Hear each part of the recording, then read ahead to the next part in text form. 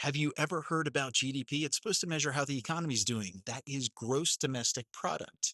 What it actually is, well, think of it just as like a guy who writes down every dollar that moves around. That's it. No questions, just money moved, perfect, write it down. That's your gross domestic product.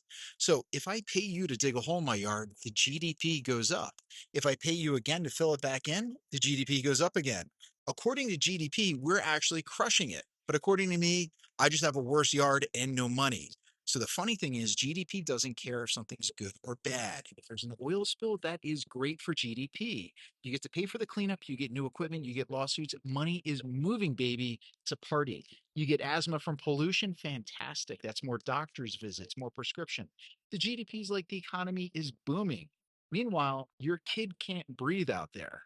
It's like we built a scoreboard, we're making a mess, and then half cleaning it up looks better than just not making the mess in the first place. We've made a participation trophy for disasters. Now, here's where it gets weird.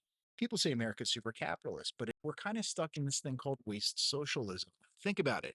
The company that makes the mess gets the profits. The rest of us have to pay for the cleanup, the hospital bills, the headaches. That's not capitalism. That kind of sounds a little bit like a scam. It's like if my neighbor's kid mows my lawn and then sets the shed on fire. GDP gets thrilled, but we're paying for a new shed, maybe a new lawnmower, and I'm probably paying for therapy. The GDP is like the economy's thriving, but me and my shed are not having a great time. So, some people came up with green GDP or GPI. That is a genuine progress indicator. That is the responsible accountant in the room.